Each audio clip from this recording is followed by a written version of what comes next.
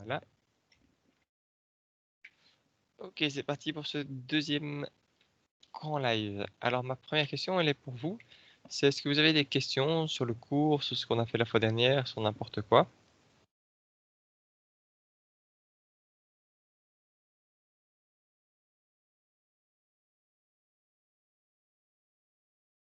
Pas de questions? Alors pour Non. rappel, vous pouvez prendre la parole, hein. Pas besoin d'écrire, ce sera beaucoup plus rapide, dynamique. Donc pas de questions?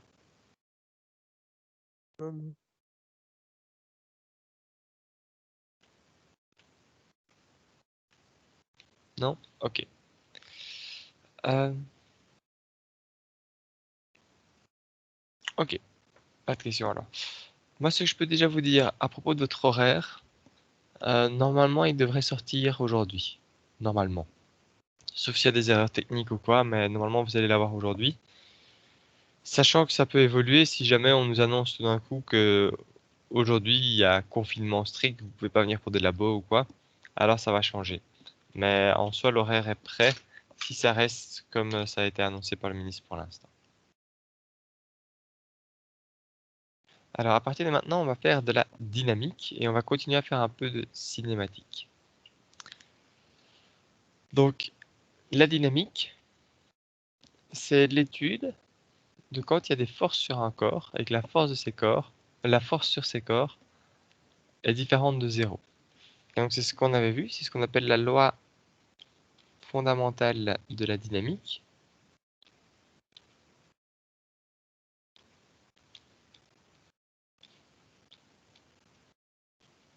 qui dit que la somme des forces, bah, on avait vu la statique, la somme des forces vaut zéro, ça veut dire qu'il n'y a pas de changement. Bah ici, si jamais la somme des forces ne vaut pas zéro, ça veut dire qu'il y a un changement. C'est la masse fois l'accélération. Donc il y a un lien fort entre force et accélération. Ça a l'air quelque chose que vous connaissez, F égale ma, etc. Mais ça a mis vraiment du temps dans l'histoire à être découvert. Et vraiment de comprendre que si quelqu'un accélère, c'est qu'il y a une force dessus. Et donc ça peut être pris dans les deux sens. Je mets des forces sur quelqu'un, ah bah il va accélérer alors. Et dans l'autre sens, la personne accélère, ah bah alors il y a des forces dessus. Maintenant il y a de la masse ici.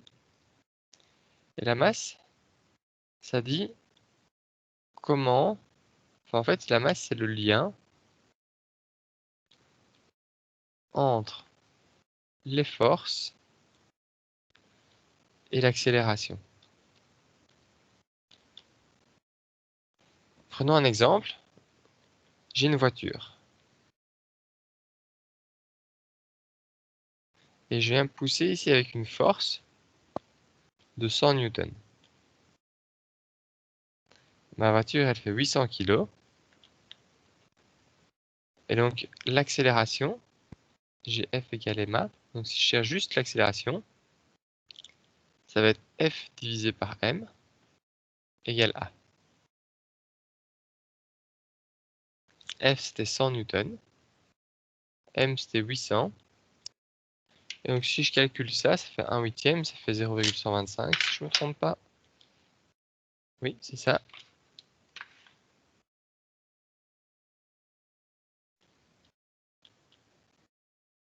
Mon accélération, ici, si je pousse avec 100 newtons une voiture, j'ai une toute petite accélération, 0,125 mètres par seconde carré.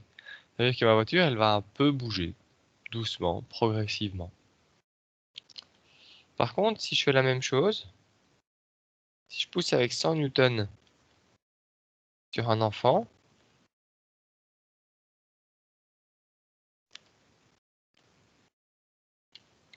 c'est la force F. Mon enfant, on va dire qu'il pèse 5 kg, c'est un nouveau-né. Alors dans ce cas-là, on a F égale ma. Donc ça veut dire que l'accélération, c'est F sur M. F c'est 100, M c'est 5. Et là, vous voyez que votre bébé, il part du 20 mètres par seconde au carré. Ça veut dire qu'il décolle, quoi. Vous l'avez expulsé à 40 mètres. Ça, c'est... Voilà, j'ai la même force, Mais la masse, ça va dire à quel point cette force va être efficace, si vous voulez, à quel point elle va donner une accélération à un objet. C'est pour ça que vous savez que typiquement que c'est plus dur de bouger quelque chose de gros que quelque chose de léger.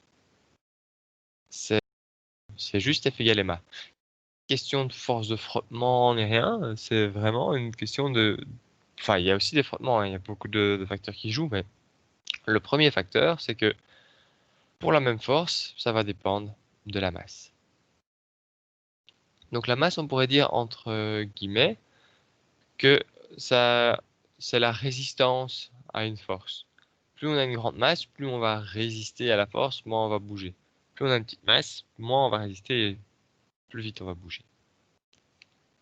Ça, c'est pour tout ce qui est translation. Donc ici, somme de force égale MA.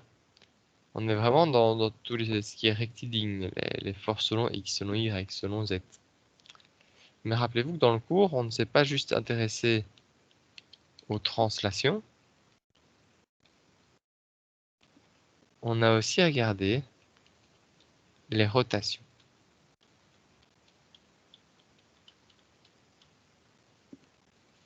Les rotations, c'est quoi? Ce sera cette fois-ci la somme des moments de force. Hein. En statique, on aurait dit égal à 0. Ici, on va dire est égal à I fois alpha. Alors, alpha, rappelez-vous, c'est l'accélération angulaire. Ça a du sens. Hein. A priori, si je applique des moments de force, ça va dire à quel point ça va tourner, donc à quel point j'aurai une accélération, mais en ondes. Et I, c'est ce qu'on appelle le moment d'inertie, que moi je veux souvent appeler inertie tout court, et qui est le lien entre moment de force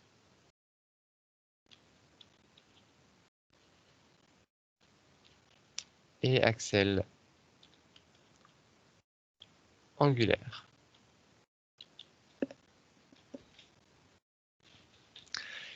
Alors, le moment d'inertie, ça veut vraiment dire que si j'ai un grand moment d'inertie, c'est comme la masse, si j'ai un grand moment d'inertie, je vais être très difficile à faire tourner. Si j'ai un petit moment d'inertie, je vais être très facile à faire tourner. Le moment d'inertie,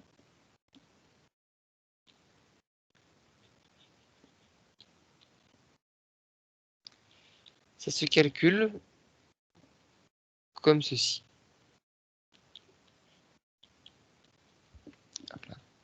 Alors, je tiens à dire que j'ai noté pour info, c'est-à-dire que ça, c'est pas à connaître, ou du moins à l'examen, on va toujours vous donner le moment d'inertie. On va vous dire, voilà, pour tel objet, le moment d'inertie, il vaut ceci, donc ce sera juste à employer. Mais j'aimerais bien que là, pour votre compréhension, pour l'instant, on regarde un peu, c'est quoi la formule du moment d'inertie. Ici, ça veut dire que c'est la somme des masses fois les distances à l'axe au carré. C'est-à-dire, si j'ai une barre comme ça, et ici c'est mon point de rotation, et que j'ai une masse ici, on va dire 2 kg à 2 mètres, et que j'ai ici une masse de 1 kg à, on va dire, 1,5 m, alors mon inertie, ça va être la première masse, 1 kg, fois la distance à l'axe au carré, plus la deuxième masse, 2 kg, fois la distance à l'axe au carré. Ça, c'est la manière basique de calculer l'inertie. Ce qui m'intéresse que vous vous rendez compte, c'est que plus je suis lourd, plus j'ai une grande inertie. Ça, c'est déjà une première chose. Un objet très massif va avoir une grosse inertie. La deuxième chose, c'est plus je suis loin, plus j'ai une grande inertie. Et là, ça va au carré. Donc, c'est encore plus important. Et donc, plus ma masse est loin, plus j'ai un grand moment d'inertie. Donc, typiquement, c'est plus facile de faire tourner des haltères comme ça que de faire tourner les mêmes haltères, mais plus éloignés. Ici, I est petit. Ici, I est grand. Ça, c'est l'inertie. C'est quelque chose qui est connu dans le monde du patinage artistique. Quand vous avez un patineur artistique qui saute, très souvent, il a ses bras le long du corps, comme ça. Si on regarde ici, son axe de rotation, je ne sais pas si vous voyez ce que je veux dire avec le patineur artistique qui saute. Vous avez déjà vu ça ou pas? Oui. Ouais, ok. Alors ici, sa masse, elle est proche de son axe de rotation. Donc son inertie est petite. Ça veut dire qu'il est facile à faire tourner. Et donc quand il est en l'air, il a plus intérêt à avoir une petite inertie. Par contre, s'il a envie d'arrêter de tourner, comme par exemple quand il arrive au sol après avoir fait sa pirouette, eh ben, il va étendre les bras. Ce qui fait que la masse est plus loin et donc son inertie est plus grande. Et donc il est plus dur à faire tourner. Voilà, donc l'inertie, comme je vous l'ai dit, on vous le donnera à chaque fois. Mais si vous saviez retenir que ça dépend de la distance au carré, ce serait super.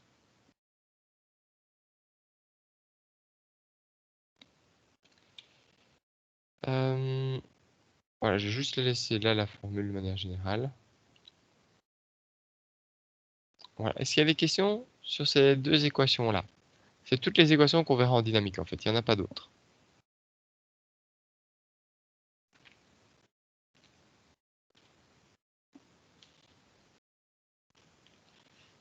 S'il n'y a pas de questions, parfait. Je continue.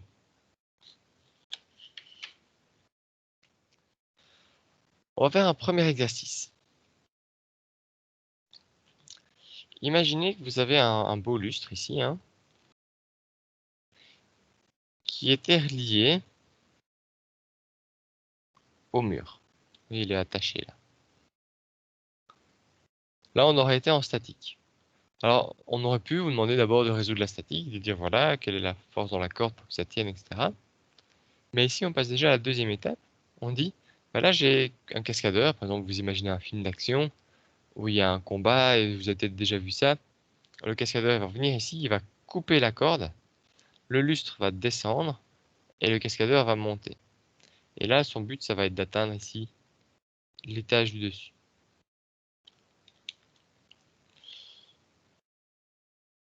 Le problème, c'est que pour faire ça, premièrement, on n'a pas envie de tuer le cascadeur. Deuxièmement, on n'a pas envie de faire 50 fois la scène en se disant ah, là, ça allait pas assez vite, il est pas arrivé en haut. Ah, là, ça allait trop vite, il s'est pris le mur. Ah, là, et faire plein de tests. Donc, on fait un petit calcul avant pour voir ce qui va se passer. Et typiquement, on s'est dit, ok, mon lustre, là, dans ma pièce, il est à 9 mètres. L'étage, il est à 10 mètres. Et si on ne devait poser qu'une question, c'est est-ce que mon cascadeur arriverait à arriver à l'étage avec cette scène d'action? Alors ici, on vous guide un peu plus, on vous donne les étapes pour y arriver. Et donc, on va d'abord regarder quelle est l'accélération du cascadeur. Ça va être ma première question. Donc là, je vais avoir besoin de vous. Comment est-ce que je peux faire, dans ce cas-là, pour trouver l'accélération de mon cascadeur? F égale M1. C'est ça. On va employer la somme des forces est égale à M1. Et de quoi est-ce que j'ai besoin pour employer ça?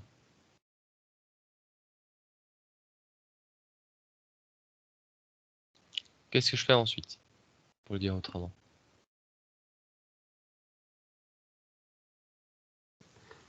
Bah, l'accélération, c'est F sur M.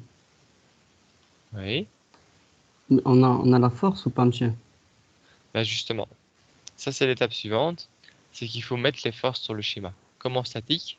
En statique, on avait somme des forces égale 0, et donc on mettait les forces et on résolvait. Ici, on aura somme des forces égale MA, et donc on va mettre les forces. Alors ici, je ne sais pas si vous voyez, il y a deux systèmes. Ça, c'est mon premier système. Et ça, c'est mon deuxième système. Vous êtes d'accord avec moi? Oui. Parfait. Alors mon premier système, je vais appeler ça le lustre. Et mon deuxième système, je vais appeler ça le cascadeur.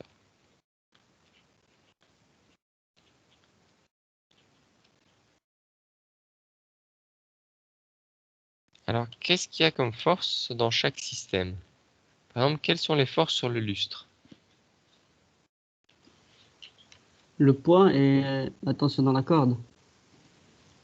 Exactement, le poids. Je vais appeler ça, on est dans le système 1, je vais appeler ça P1.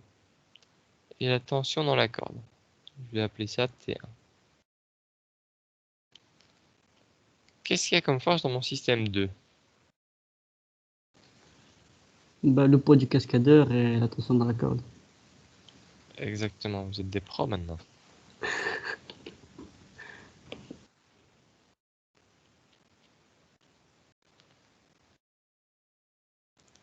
Ok. Et donc, qu'est-ce que je peux faire avec ça maintenant que je les ai écrites, mes forces?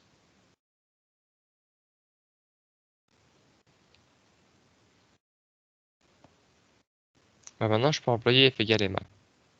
Mais je vais faire ça que dans une direction, donc il me faut choisir des systèmes d'axes. Alors, on a deux systèmes différents, donc je peux choisir un système d'axe commun aux deux, ou je peux en choisir un séparément. Qu'est-ce que vous préférez? Vous préférez un système pour les deux, ou choisir pour chacun un système d'axe? Un système pour les deux, parce que ça revient à la même chose. Ça marche. Et qu'est-ce qu'on choisit comme système d'axe? On met Y en vertical et le X en horizontal. Vendu. Hop. Alors là, j'insiste, tout marche, hein. Vous pouvez vraiment choisir ce que vous préférez. Mais faisons ça comme ça. Et donc là maintenant, je peux décomposer selon Y pour mon lustre. Et on a dit qu'on était en F égale ma. Donc, qu'est-ce que ça donne la décomposition des forces selon Y pour le système 1? Vous voyez, quand on écrit P moins T plus N, ce genre de choses, qu'est-ce que ça donne ici, selon Y? Ben, T1 égale à moins P. Alors, on va pas écrire égal à moins P, on va vraiment l'écrire dans l'ordre. Donc, on va d'abord faire la somme des forces. Donc, j'ai T1 et j'ai moins P1, d'accord? Ouais, ok, ok. Et ça, c'est égal À à la zéro. masse fois l'accélération. Ah non, c'est vrai. Et là, attention, c'est pas n'importe quelle masse, c'est la masse du lustre. L'illustre. Et c'est pas n'importe quelle accélération, c'est l'accélération L'illustre. du lustre. Mais là, regardez bien, mes forces, c'est des vecteurs. Donc on les a projetés pour avoir des plus et des moins. Mhm. Mais A, c'est aussi un vecteur. Donc il faut réfléchir dans quel sens va A. Est-ce que vous avez une idée dans quel sens va A? Vers le bas, non? Voilà. Donc moi, c'est souvent quelque chose que je rajoute sur mes schémas pour pas me tromper. A1, il vient ici. Et l'accélération dans le système 2, elle va par où? En haut? C'est ça. Voilà. Pas oublier que c'est aussi un vecteur. C'est pas juste A qu'on met comme ça. C'est un vecteur et donc il va avoir un sens. Et ici, l'accélération va vers le bas. Le fait en fait qu'il y ait T1 moins P2, ça crée une accélération négative. Mhm. Je vais pas aller plus loin pour l'instant. Je vais passer tout de suite au système 2. Est-ce que vous pourriez faire la même chose pour le système 2? 2 pour moi.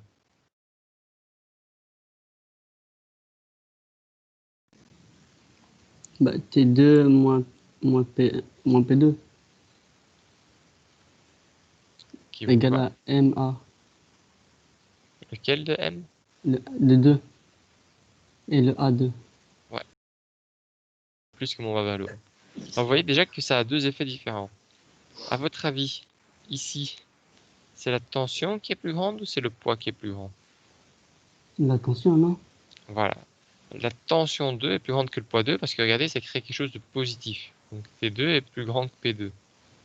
J'ai par exemple ici 10 et 5, ce qui fait que ça me tire vers le haut comme la tension est plus grande. Par contre ici, qu'est-ce qui est le plus grand? Le poids. Le poids. Parce que ça va être négatif. Et donc ici, mon poids va à la tension. Donc c'est aussi une méthode pour vérifier que vous ne vous êtes pas trompé dans les équations. Alors moi, je vais rajouter un point que je vais appeler les liens entre 1 et 2. C'est-à-dire,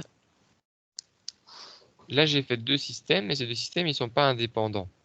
Ces deux systèmes, il y a des points communs. Est-ce que vous voyez des liens qu'on peut faire? Par exemple, est-ce que les accélérations sont identiques? Est-ce que les tensions sont identiques? Qu'est-ce qu'on peut dire? Les tensions sont identiques, non? Oui. T1 égale T2, et là, je vais introduire une notation. Le symbole ici, ça veut dire, et j'appelle ça, et je définis ça comme T. Ça veut dire T1 est égal à T2, et donc j'appelle ça T. Si vous avez envie, vous pouvez juste écrire ça, hein. Mais c'est pour vous dire que T, c'est pas une force qui existe, c'est juste moi qui ai décidé de l'appeler, c'est une définition.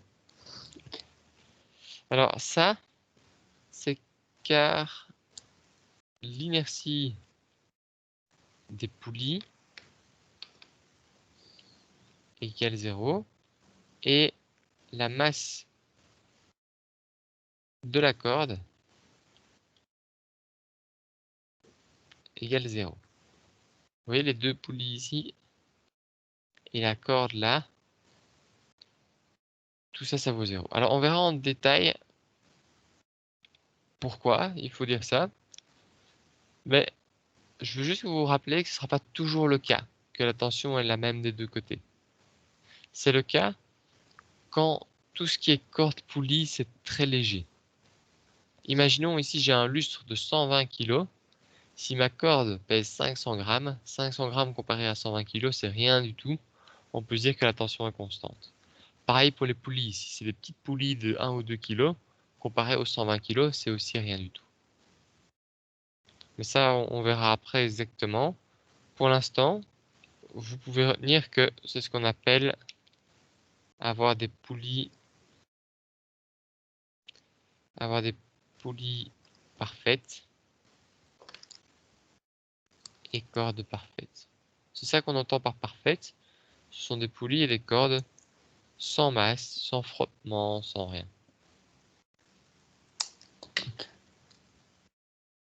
On y reviendra. Il y a des exercices spécifiques là-dessus.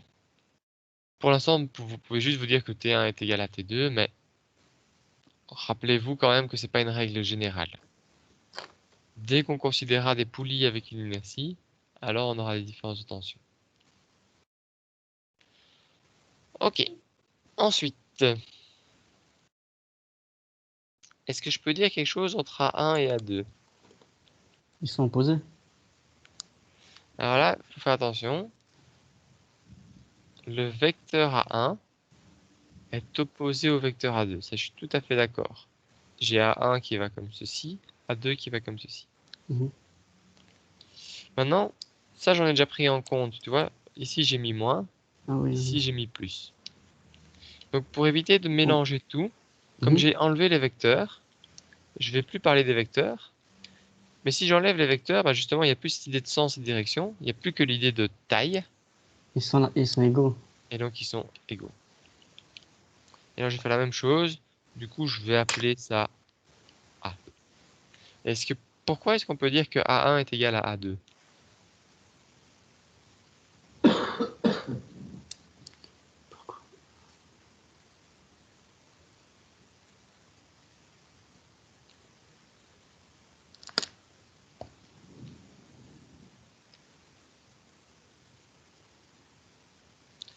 Alors, en fait, bon, si on va loin dans les détails, c'est parce que la corde est ce qu'on appelle inextensible. Inextensible, quelque chose qui est extensible, ce serait par exemple un élastique.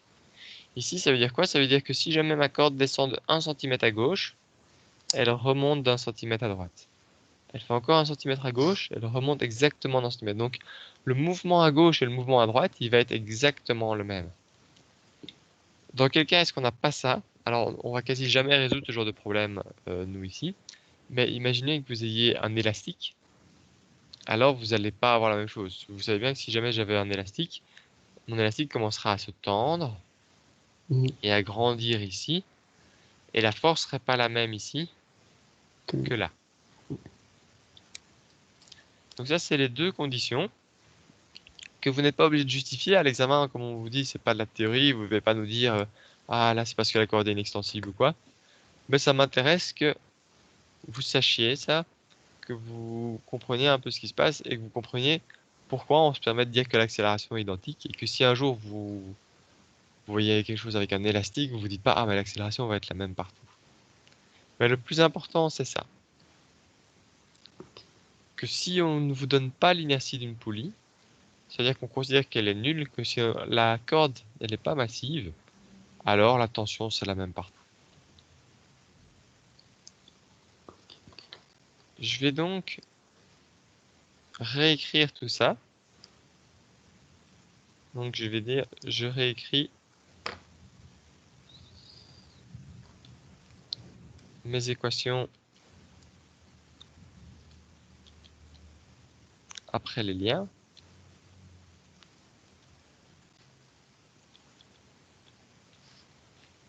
Ça veut dire que ma première équation, elle devient T moins P1 égale moins M1 A. Et la deuxième équation devient T moins P2 égale M2 A.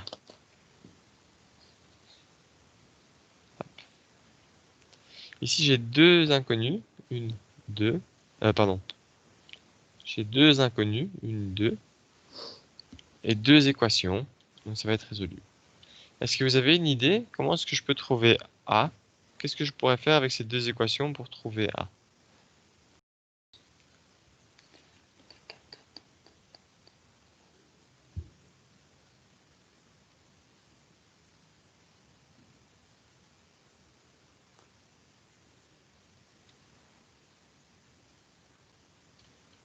Monsieur, dans l'énoncé, est-ce qu'on nous donne la tension dans la corde et le poids?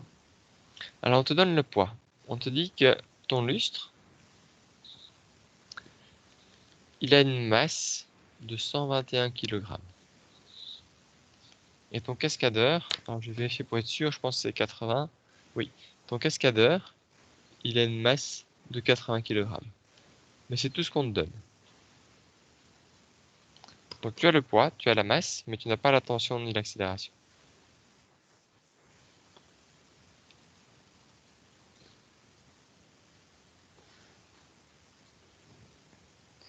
On ne doit pas utiliser.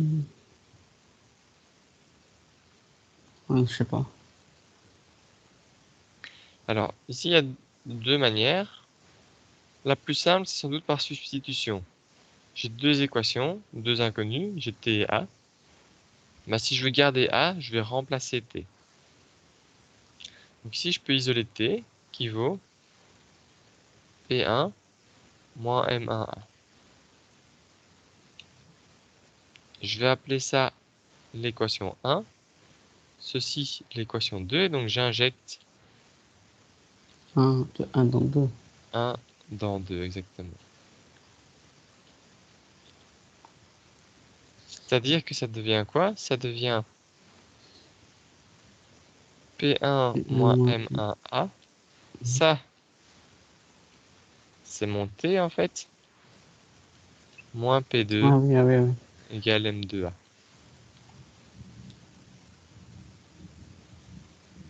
Après de là, on isole le 1.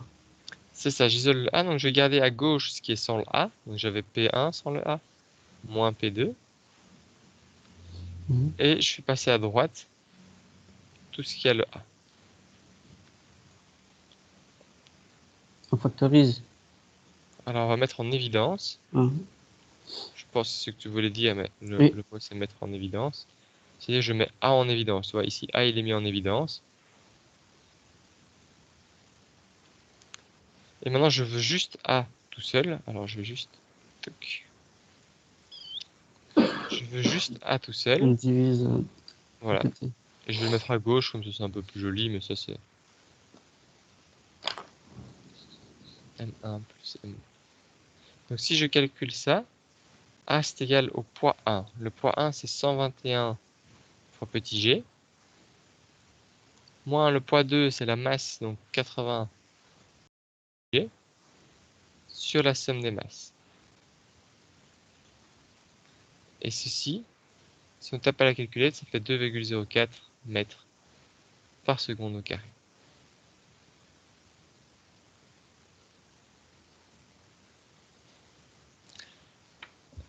Est-ce que c'est clair, cette partie-là?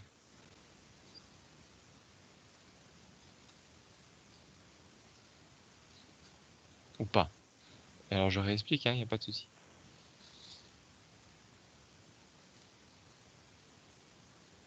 Monsieur, vous pouvez réexpliquer, s'il vous plaît?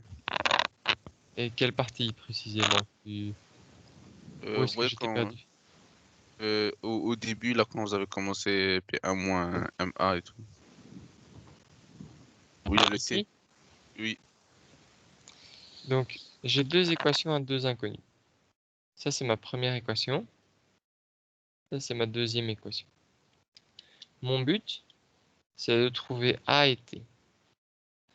Ici, je cherche A. Si je cherche A, ça veut dire que ça m'intéresse ce qui reste dans l'équation. Mais il y a donc T que je veux enlever.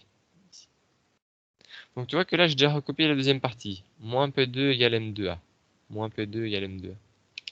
Mais le T, j'aimerais bien le remplacer par quelque chose. Et pour ça, j'emploie l'équation 1, qui est juste ici.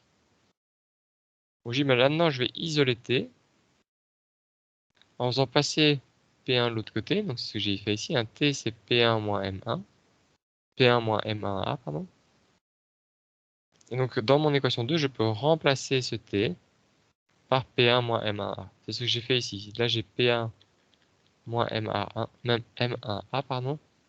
Et puis j'ai écrit le reste de l'équation. Tu vois ou pas? oui. Ok. Et ça va du coup la suite ou j'explique aussi la suite? Non, ça va pour le calcul. Sûr? Oui. Ok, super.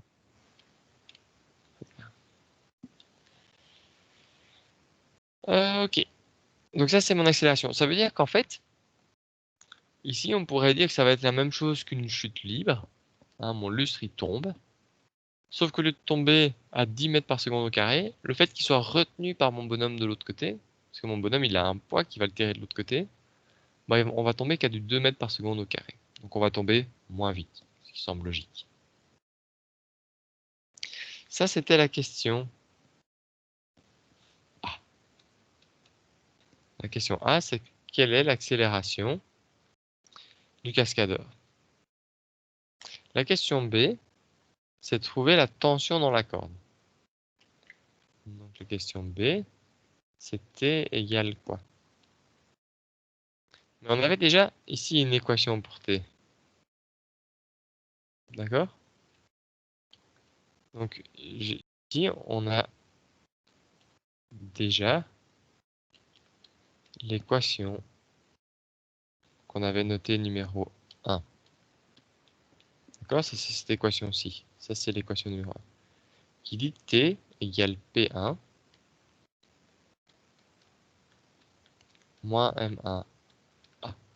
Et donc, on remplace juste la masse du lustre, c'est 121 kg, fois petit g qui vaut 10, moins la masse du lustre, toujours 121 kg, fois l'accélération qu'on avait trouvée.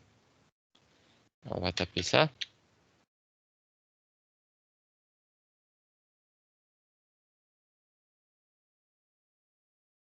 Et ça me fait... Oups. Un chiffre. Et ça me fait 963, si on veut être précis, 16 newtons.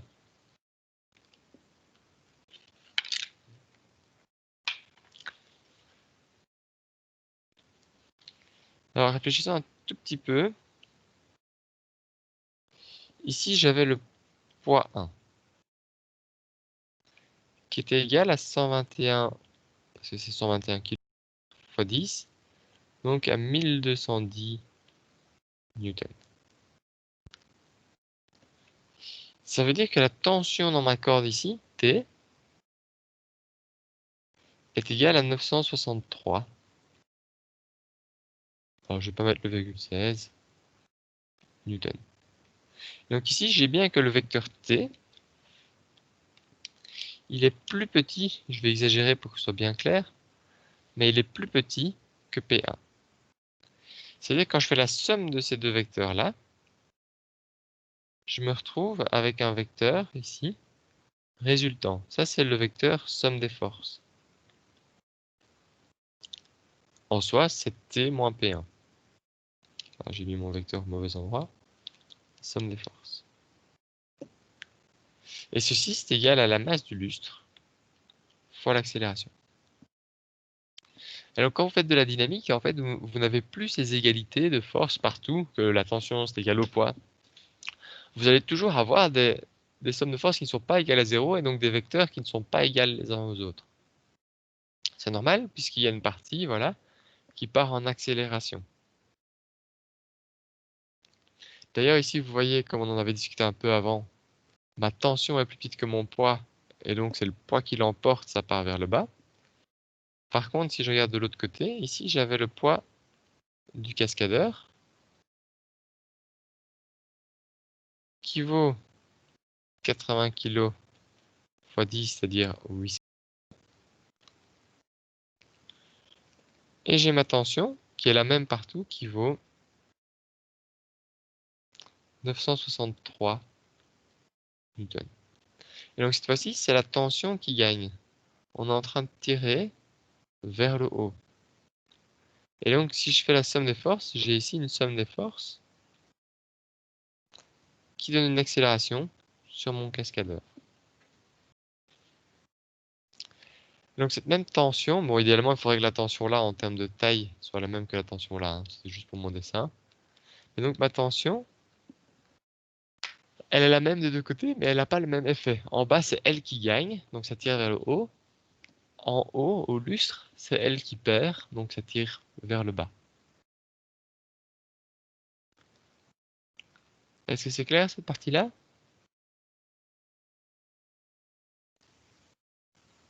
Oui. Ouais, ok, super. Super, super. Donc ça c'est la dynamique. Et en dynamique, voilà, c'est parfois compliqué d'avoir l'intuition. Si je vous avais fait de la statique, bah, vous auriez tout de suite trouvé que pour que P1 soit immobile, il faut une tension égale à P1. Il aurait fallu une tension dans la corde de 1210 newtons.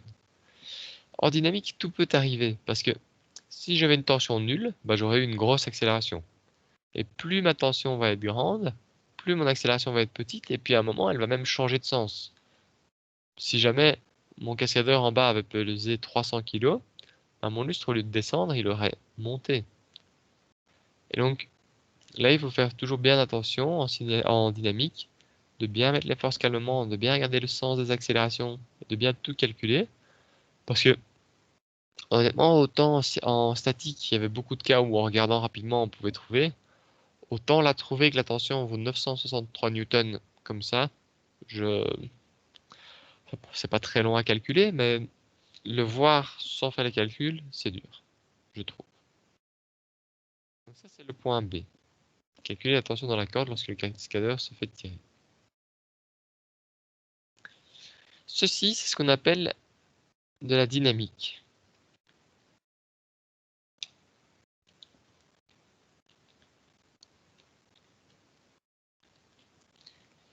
Et vous voyez que le plus important, ça a été de trouver les forces et l'accélération.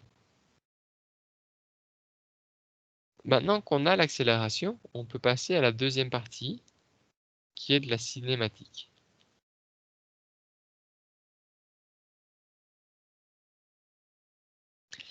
Et donc, ce genre d'exercice, c'est vraiment chouette, parce qu'en soi, on pourrait vous faire tout revoir avec ça. On pourrait même commencer, comme je dis au début, avec la corde qui est attachée au mur. On est en statique. Je détache cette corde, on passe en dynamique. Et maintenant, je vais regarder, tiens, quel va être le mouvement de mon bonhomme? Est-ce qu'il va vraiment réussir à faire ça ou pas? Et donc, c'est parti. La première chose qu'on vous demande, c'est d'évaluer le temps qu'il faudra au lustre pour arriver au sol. Alors ça, histoire qu'on soit d'accord tout de suite, je vais appeler ça le temps de chute. Le temps mis par le lustre pour atteindre le sol. Alors, petit rappel, on avait trouvé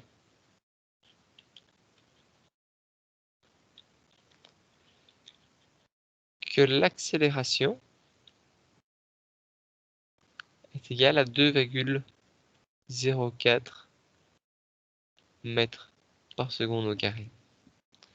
Grâce aux exercices A, c'était le point A.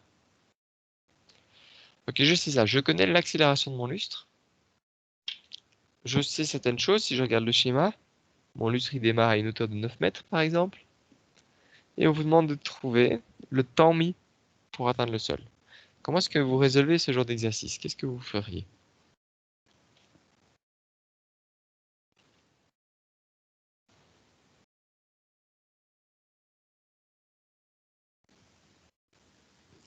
On peut utiliser la formule de la position, non?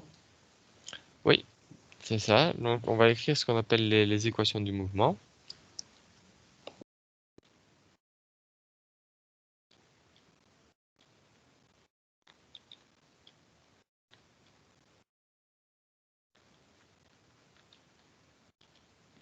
C'est quoi les équations du mouvement?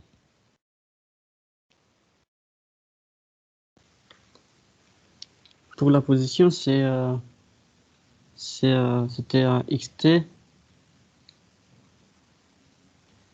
égal à la position initiale, donc x0, plus la vitesse initiale, plus at au carré, divisé par 2. Ok. C'est quoi la position initiale ici?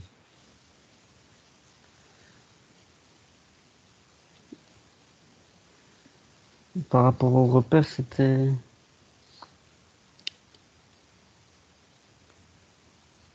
Oui.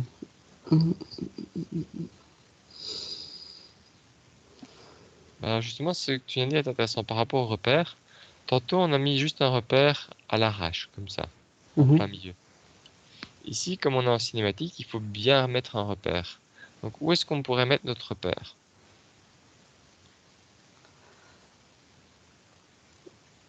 Euh, Là où il y a écrit 9 mètres, non? L'axe des Y, il va être là. Et les X, ça va être juste en dessous du bonhomme. Donc, si je te comprends bien, dis-moi si j'ai pas bien compris. Tu proposes de faire quelque chose avec X comme ceci Mhm. et C'est ça, ouais. Y comme ça. Ça marche? Et où est-ce qu'on met le 0? La position 0. Bah, là où l'axe Y et X, ils se touchent, Ça marche. Et donc, ici, on est à quelle hauteur? on va dire H, je sais pas, H, ouais. Alors, ici, on est à 9 mètres. Tu vois, on te dit que cette Ah oui, ça longueur-là va. vaut 9 mètres. Ouais, ouais. Parfait. Alors, juste comme on a appelé ça Y et pas X, je vais changer mon équation pour parler ici de Y, pour pas se tromper. Ok. Et du coup, maintenant qu'on a mis nos axes, c'est quoi la position initiale? Mon lustre, il démarre d'où? Bah, à 9 mètres, non? À 9 mètres, exactement. Est-ce qu'il avait une vitesse au début, quand on vient Non, de... non. Non. Et c'est quoi son accélération? Ouais, on avait trouvé, c'était 2, je crois, non? C'est ça? Alors, elle est ici. Ouais, 2,04. Voilà, là, il faut se méfier. Hop, je me fais déjà un tout petit peu de place pour la suite. L'accélération, elle vaut 2,04. Mais il faut pas oublier que c'est un Ah, vecteur aussi. oh, oui. Donc c'est moi. Donc c'est moins. Puisque ton accélération, Il va vers le elle bas. va vers le bas.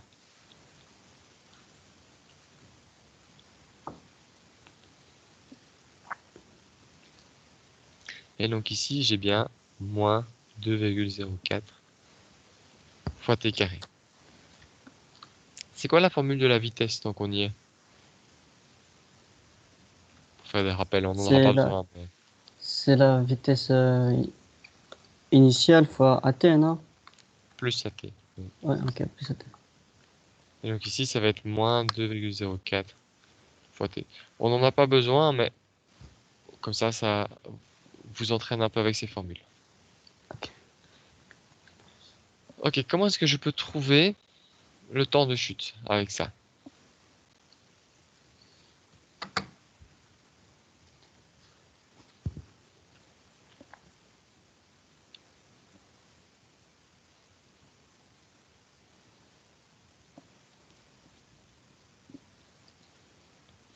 Alors rappelez-vous, quand on est en cinématique, on n'a pas 36 solutions. Bah, on sait qu'à la fin, ça va tomber sur 0, non? Le lustre. C'est ça, exactement. Ce que j'allais dire, mais c'est Ah, tout à pardon. fait ça. Non, mais t'as bien fait, il faut m'interrompre, c'est parfait, je préfère. Euh, c'est qu'en soit on connaît la vitesse à un moment, soit on connaît la position à un moment. Ici en bas, on connaîtra pas la vitesse. Par contre, comme tu viens très bien de le dire, on connaît la position en bas. Et donc, ce qu'on va pouvoir dire, c'est que je sais que la position quand j'ai chuté, c'est si je regarde la position où je suis après le temps de chute, c'est 0. Et ça, grâce à cette équation-là, c'est égal à 9 moins 2,04 sur 2 fois le temps de chute au carré.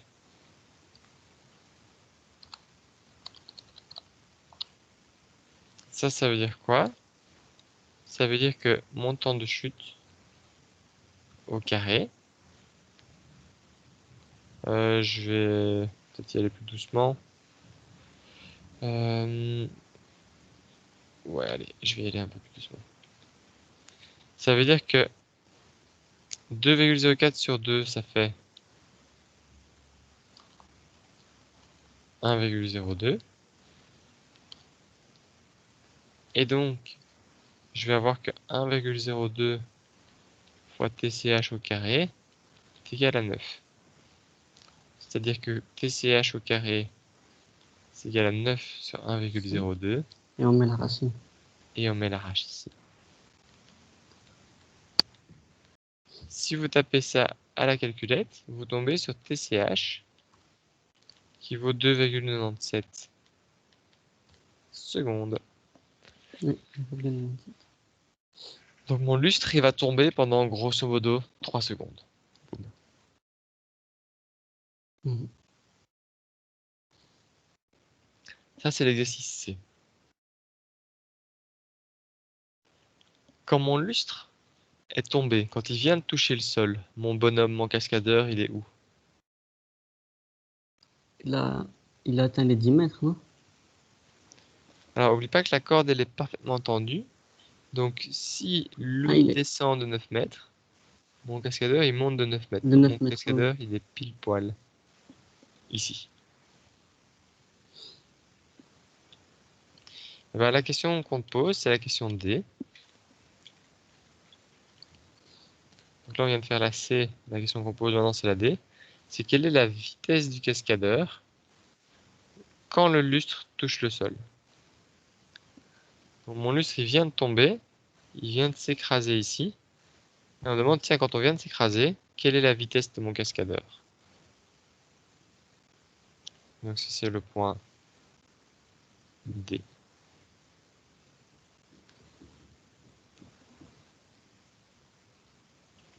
C'est pas. Non, ah, c'est l'accélération. Hmm.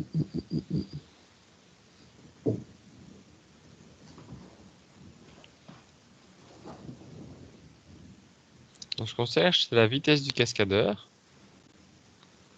après 2,97 secondes.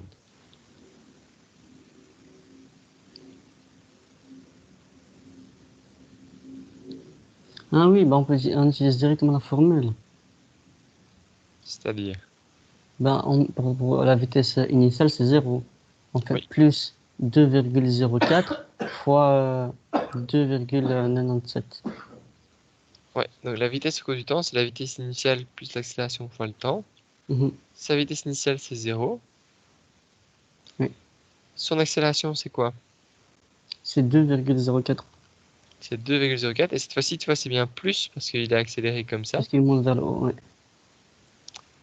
Fois t. Ça, c'est pour la vitesse au cours du temps, pour n'importe quel temps.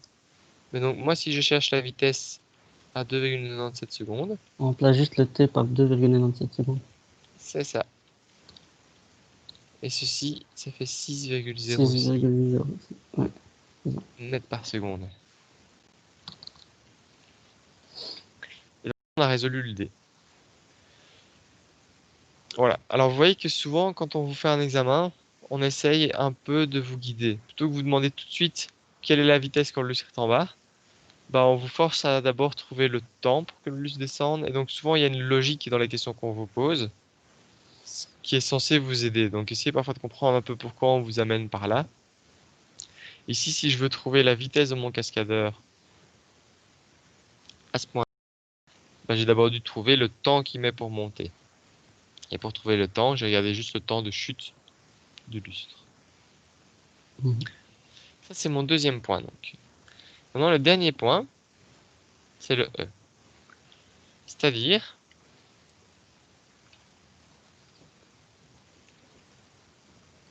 mon cascadeur, à ce stade-ci, il est à cette hauteur-là. Il est à 9 mètres.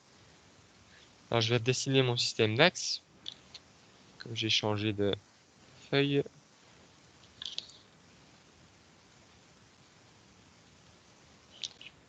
Voilà, X, Y, 0. Donc,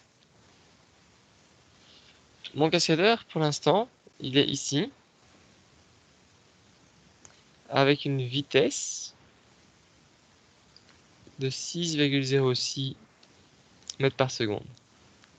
Et mon lustre, il est tout en bas, il est écrasé, là, comme ça. D'accord? Avec la corde qui tient mon cascadeur.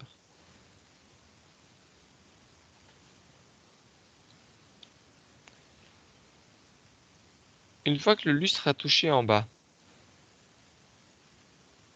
elle devient quoi l'accélération de mon bonhomme?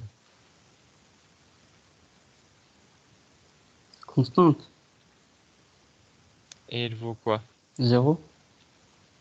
Alors, non. Enfin, quand elle est constante, on peut dire qu'elle est 0, non? Non, constante, ça veut dire qu'elle varie pas.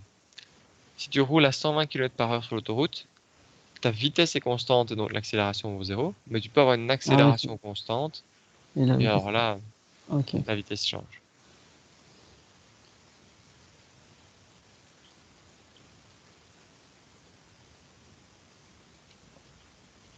C'est 2,04. Alors 2,04, ça c'était avant, mais maintenant c'est plus le cas. Alors, regarde, réfléchissons un petit peu. Hop. Au début, j'ai mon lustre comme ça qui tombe Mhm. et qui va tirer mon bonhomme avec une accélération qui vaut 2,04. Puis mon lustre continue à descendre. J'ai mon bonhomme qui continue à monter. J'ai mon accélération qui vaut 2,04. Mais quand le lustre touche le sol, Il n'y a plus d'accélération. il n'y a plus d'accélération parce que ici il est posé au sol, il va plus être tiré vers le bas. Et donc ma Mhm. corde, elle va plus être tendue en fait. Elle va faire un truc comme ça. Et donc je suis plus tiré ici par la corde. Mhm. Du coup, qu'est-ce qui tire mon bonhomme? Est-ce qu'il y a encore des forces sur mon bonhomme? Bah, Si je c'est devais... la vitesse qu'il a accumulée. Alors il a une vitesse, ça c'est sûr. La Maintenant, gravité. voilà, exactement. J'ai pas entendu, il a dit quoi? La gravité. Ah, Donc qu'est-ce qui reste comme force sur lui? Il lui reste juste son poids. Vous voyez ici, on avait le poids et la tension dans la corde. Ici, on a la tension dans la corde et le poids. Et c'est la somme de chaque fois cette accélération. Ici, on n'a que le poids. Et donc l'accélération, elle vaut moins 10 mètres par seconde carré. ok. À partir de ce moment-là, dès que le lustre a touché le sol, on est juste tiré par la gravité. et donc l'accélération change. C'est ce qui fait que mon bonhomme, ici, bah, il va continuer à monter parce qu'il avait une vitesse initiale. Et puis à un moment, il va redescendre.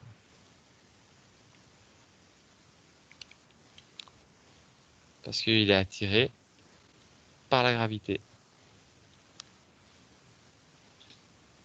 Et donc, que valent les équations du mouvement? J'ai A qui vaut moins 10 mètres par seconde au carré. Du coup, que vaut sa vitesse au cours du temps? Pour rappel, c'est V0 plus AT. Et donc,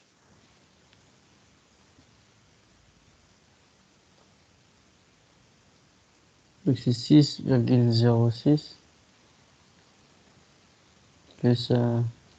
plus moins 10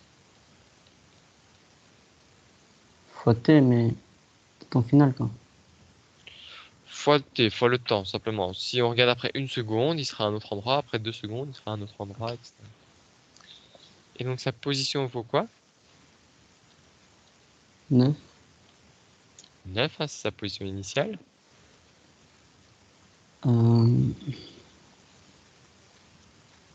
Plus la vitesse, donc 6,06 fois le temps, plus, plus moins 10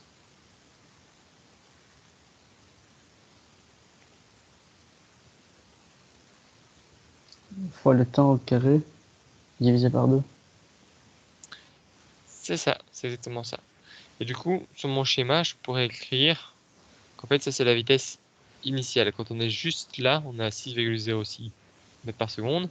Mais dès que je vais avancer un petit peu, la gravité va me ralentir. Et donc ici, on parle bien de la vitesse initiale. Donc je vais réécrire ça un peu plus proprement. J'ai donc A égale moins 10 mètres par seconde carré.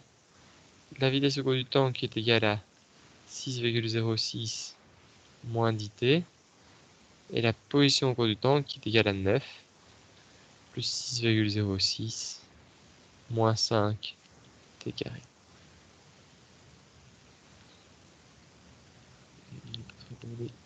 Hop là. Ceci, c'est les équations du mouvement quand le lustre est en bas.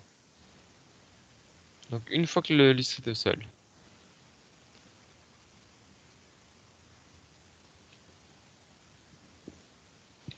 On va se faire un peu de place.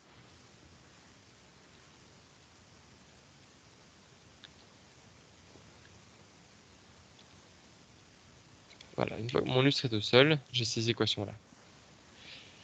Moi, j'aimerais bien savoir quand est-ce que je suis au plus haut, ici à H max. Et là, voilà. En H max, est-ce qu'on connaît V ou est-ce qu'on connaît Y? On connaît Y. Qui vaut quoi? Ben, Hmax, non? Mais Ah, du coup, on connaît pas H max, donc tu connais pas Y. ok. D'accord avec moi ou pas? Oui, oui. Ok. Donc si on connaît pas Y, c'est qu'on doit connaître V. Mhm. Est-ce qu'on sait quelque chose sur V quand on est le plus haut possible?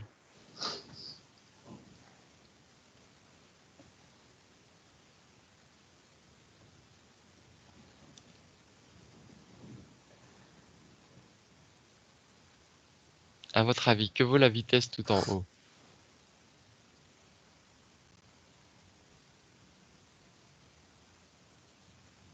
La vitesse initiale. Non, Non. pas ça. Alors, imagine que ta vitesse soit 1 mètre par seconde. Est-ce que tu vas encore monter, rester au même endroit ou descendre?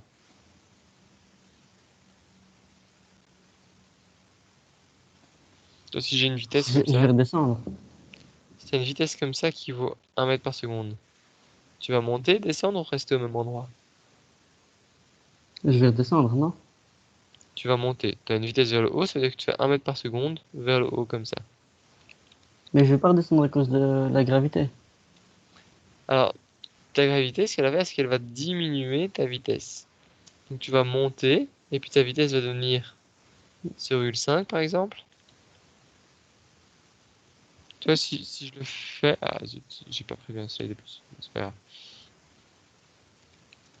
Ta vitesse, qu'est-ce qu'elle fait?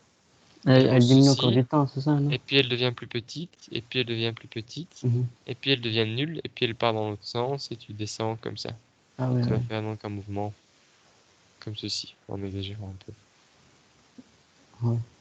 D'accord? Donc, quand tu es au point le plus haut, si ta vitesse était plus grande que 0, ça veut dire que tu vas continuer à monter, tu as une vitesse vers le haut. Ah bah du coup, je bouge pas.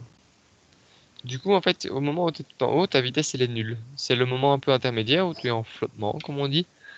Ta vitesse, elle était positive, tu montais, mais ta vitesse, elle diminue, elle diminue, elle diminue. Puis à un moment, tu arrives à 0, là, tu montes, et puis tu redescends.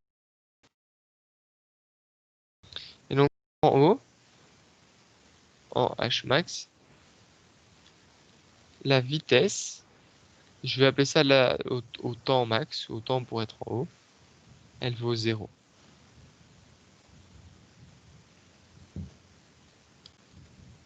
Ça, c'est la condition qu'on peut mettre ici. Ma vitesse temps haut vaut 0. Mais ma vitesse, on l'avait trouvée. Elle est là. Et donc, j'ai que Vt max égale 0 égale 6,06 moins 10 fois T max. Ce qui veut dire que 10 fois T max égale 6,06. Et donc, oula. Et donc, que T max est égal à 0,61 secondes. Je trouve des raccourcis que je ne veux pas trouver. Voilà. C'est clair cette partie-là? Le temps qu'il me faut pour arriver en haut, c'est 0,6 secondes. Attention, c'est le temps qu'il me faut pour arriver en haut à partir de cette position. Donc on sait que j'ai mis 2,97 secondes pour monter jusque là. Et je sais que pour faire le chemin qui me reste, je mets 0,61 secondes. Donc toujours bien faire attention à ce qu'on regarde. Si je vous avais demandé le temps total pour arriver en haut, c'est pas 0,6 secondes, c'est 3 secondes, ça c'est la partie avec le lustre. Et puis 0,6 secondes, ça c'est la partie sans le lustre, où le lustre ne joue plus. Si je vais trouver le total, j'additionne. Si tu veux trouver le temps total, tu additionnes. C'est pas quelque chose qu'on te demande ici, mais si jamais on vous le demandait, tu additionnes. C'est le temps qu'il te faut pour arriver à 9 mètres, plus le temps qu'il te faut pour arriver de 9 mètres à Hmax. Ok, mais moi ce qu'on me demandait, c'était pas le temps pour aller à Hmax, c'était la position quand on est là-bas. Et donc comment est-ce que je peux trouver ma hauteur maximale?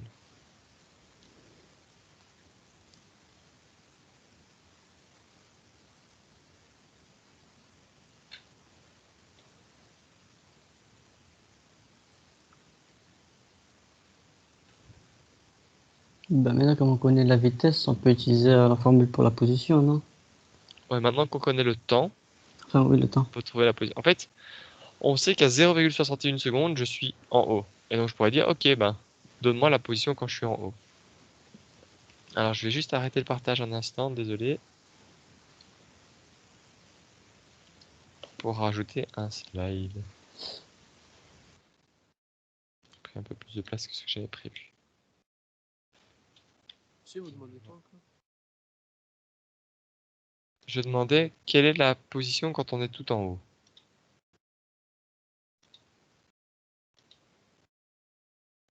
Hop.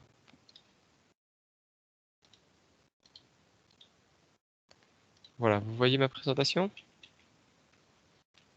Oui. Donc je demandais quoi encore? Je demandais on est où là? C'est où la plus haute hauteur qu'on va atteindre? On a trouvé le temps qu'il fallait pour aller là, c'est 0,61 secondes.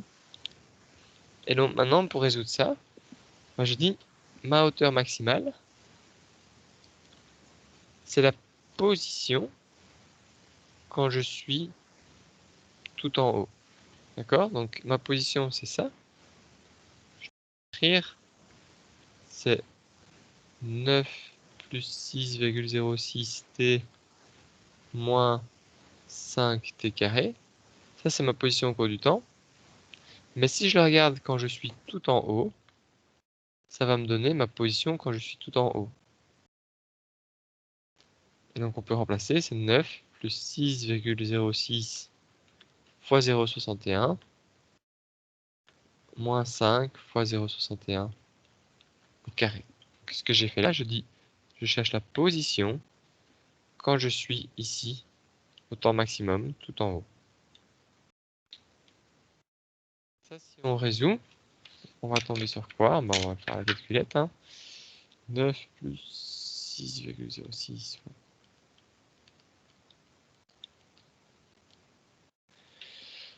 Je tombe sur 10,84 mètres. Alors maintenant, j'ai une petite question pour vous. D'après vous, est-ce que la cascade est faisable ou est-ce qu'on a plutôt intérêt à bouger le lustre ou quoi? C'est faisable de 84 cm.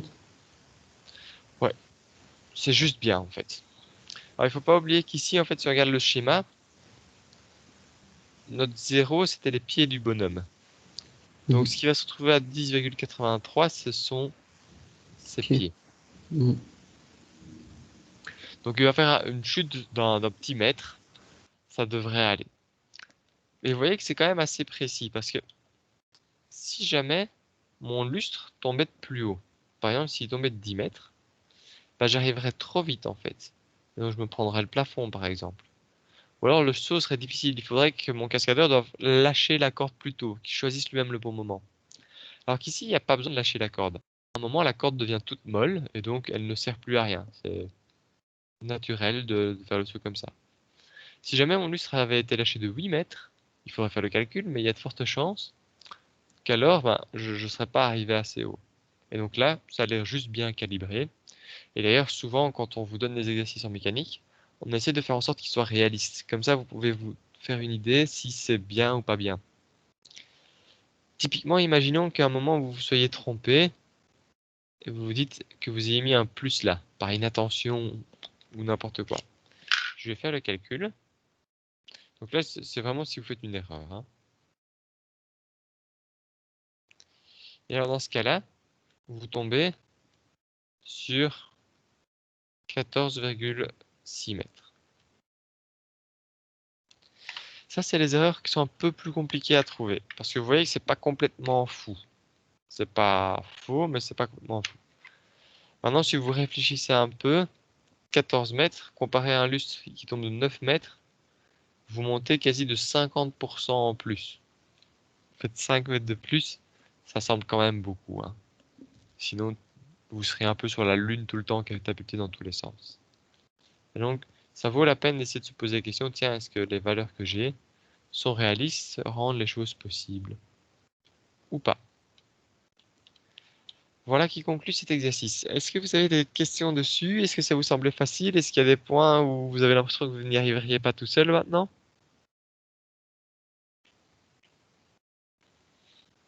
Ça va, en fait. Non, monsieur, en fait, on doit faire à chaque fois la même chose, non? Genre, à chaque fois, on réapplique à chaque fois toutes les formules comme on faisait, genre, on met dans un coin, toutes les formules qu'on a pour la position, etc. Le temps, la vitesse, et après, on trouve les inconnus et on calcule, quoi. Ouais, c'est tout le temps la même chose. Tout le temps, tout le temps. Même le début, le début c'est de la dynamique, mais c'est tout le temps la même chose. Tu vois, j'ai toujours fait mes systèmes, décomposés selon x, y, fait la somme des forces égale 0, et puis je trouve les inconnus. Et pour la cinématique, c'est pareil, je mets un système d'axes avec les positions, 0 mètres, 9 mètres, et puis j'écris les équations de mon mouvement.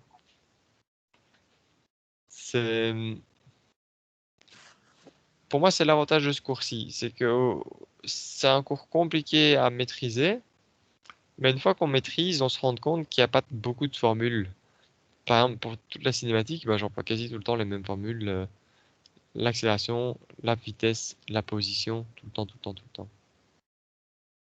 Alors, il faut juste pas se tromper parce que c'est des longs exercices.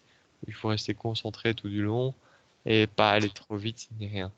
Maintenant, bon, là, je le fais moi pour bien l'expliquer en classe. Vous tout seul, normalement, ça va un peu plus vite et donc il y a moins de chances de vous perdre. Vous voyez qu'il ne faut pas hésiter, alors bon, ici c'est aussi pour les slides, hein, mais à faire plusieurs schémas quand vous avez plusieurs choses. Par exemple, ça c'est mon schéma de dynamique à gauche et ça c'est mon schéma cinématique. En soi, ça prend quelques secondes de refaire un schéma pour pas vous perdre avec toutes vos forces dans tous les sens alors qu'on n'est plus dans la même situation. Pareil quand on arrive ici, de refaire un schéma en se disant bah tiens mon bonhomme, il est plus en position 0, il est en 9 mètres, etc. Essayer de se visualiser la situation, c'est toujours une bonne idée, et donc de la représenter, de faire un petit dessin pour voir si on a bien compris ce qui se passe.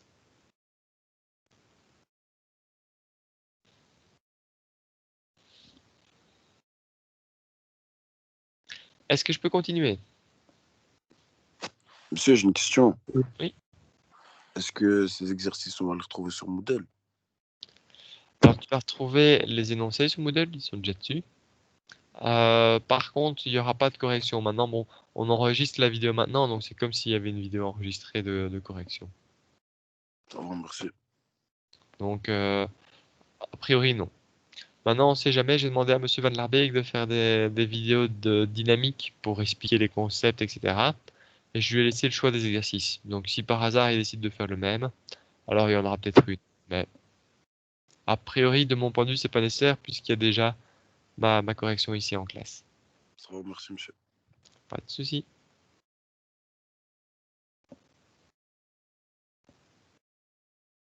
Je continue alors? Ok, Oui. donc ça c'était ce qui était translation. C'est-à-dire ici on a vu vraiment un mouvement bien vertical, il n'y avait pas de rotation. Pour le deuxième, on va faire des poulies.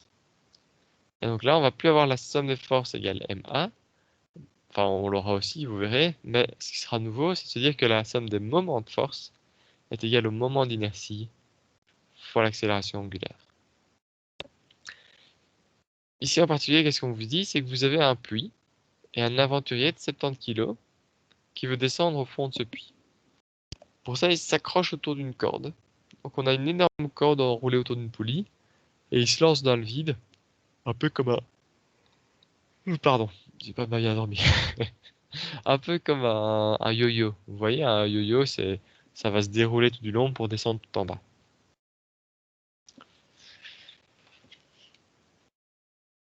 Ici, on va avoir chaque fois deux parties. On va avoir de nouveau une partie dynamique.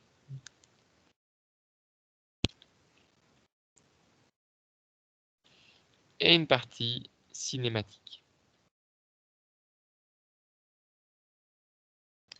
La partie dynamique, c'est se poser la question de quelle est l'accélération, quelle est la force dans la tension, quelles sont les forces, etc.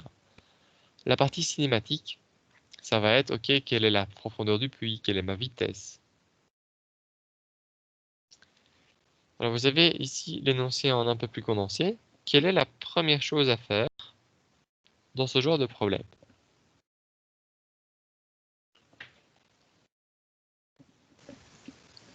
Faire un schéma. Faire un schéma. Oui, on est d'accord.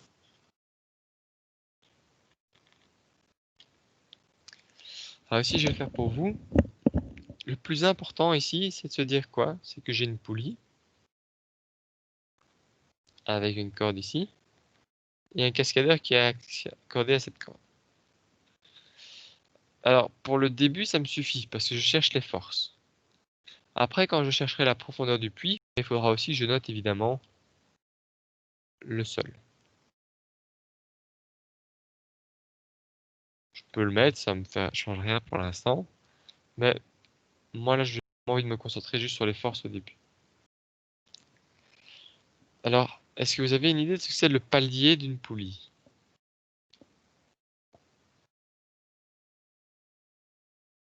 Non.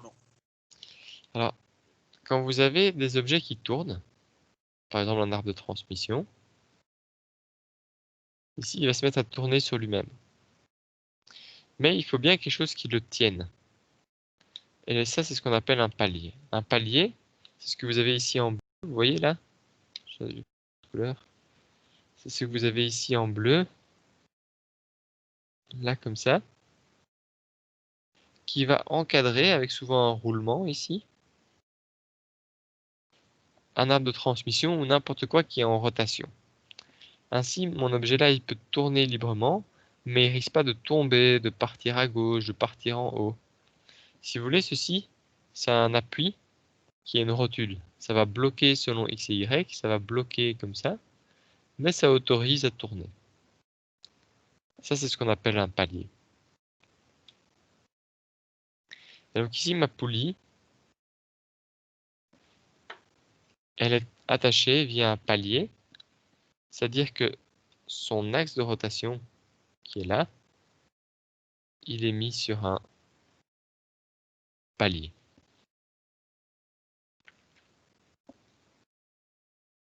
C'est clair ça? Oui. Il y a plusieurs manières de tenir une poulie, hein. J'aurais pu mettre une corde qui la tient, etc. Mais très souvent, on la tient via l'axe et par un palier. Vous pouvez imaginer ça aussi, il y a des poulies. Bon, je suis très mauvais en dessin, mais je pourrais imaginer ma poulie par exemple qui est comme ceci. Vous voyez ce que je veux dire? Et donc là, on a un palier, on a quelque chose qui permet de tenir ma poulie et qu'elle continue à tourner. Mais en fait, le palier, cette fois-ci, c'est plutôt ces cordes-là. Ok, qu'est-ce que je sais? Je sais que la masse de mon aventurier, c'est 70 kg. Je sais que la masse de ma poulie, c'est 1860 kg. Et que le rayon, comme ça, R égale, et que mon rayon, je peux écrire là comme ça, là, R, et que le rayon est égal à 1 mètre. Maintenant, j'aimerais bien calculer l'accélération de l'aventurier. Comment est-ce que je peux calculer l'accélération de mon aventurier?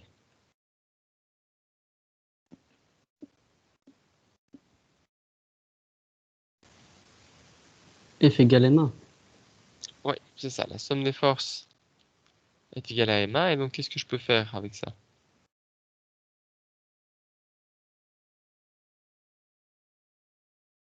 Comment est-ce que je vais calculer F égale ma?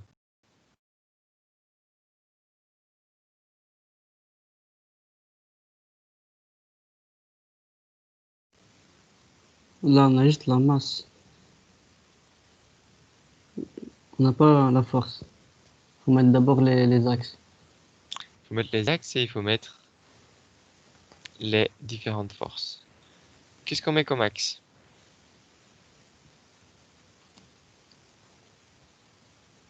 Vous pouvez choisir. Combien tantôt?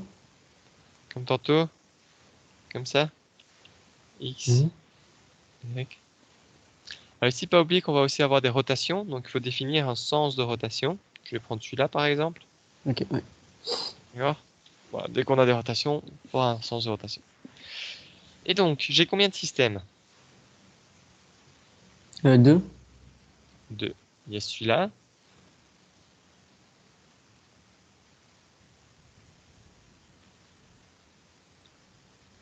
Et il y a celui-ci.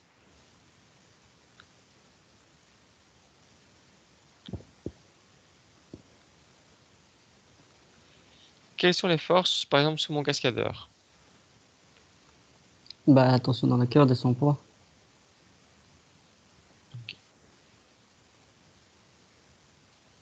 Et son poids, je vais appeler ça P2. Et donc, quelles sont mes forces selon Y? Il n'y a pas? Alors ici, on a mis l'axe Y comme ça. Donc, il y a T2 selon Y. Ah, sur le Y, ouais. Selon Y, selon Bah, Y. c'était 2 moins P2 Et ça, c'est égal à quoi? à MA. Petit m ou grand m? Petit. Comme ça? Oui, comme ça, c'est bon. Votre aventurier, il va c'est aller vers le l'aventurier. bas ou vers le haut? Bah, il va vers le haut. Alors non. La poulie, elle se déroule, il est en train de descendre dans Il le va puits, tu vers vois. Ah, ok, ok. Descend. Alors c'est moi. Voilà, donc j'ai A2 ici. Alors, enfin, en C'est ça fait, qui non. faisait l'autre sens, en fait. Non, non, il est en train vraiment de descendre tout en bas. Ok.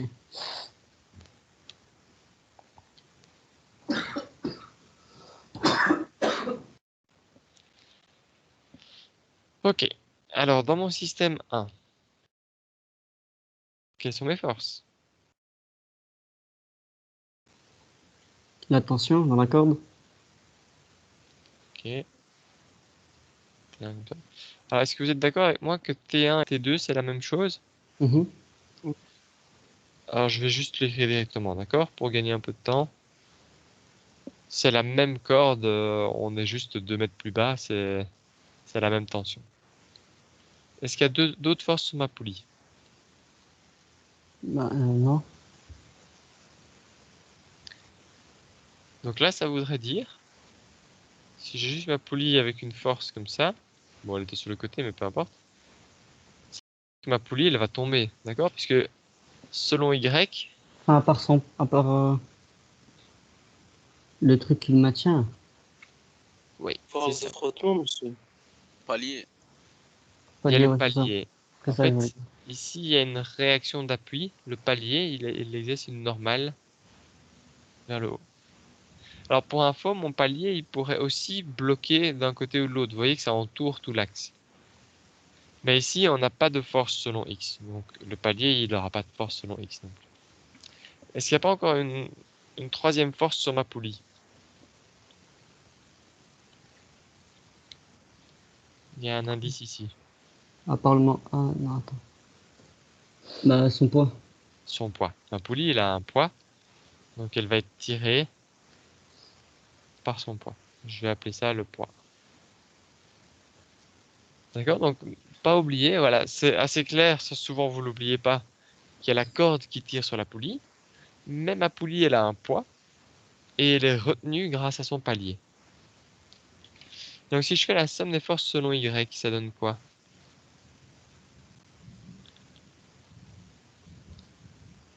Et N moins P1 moins T. Et ça, c'est égal à quoi? À grand M A.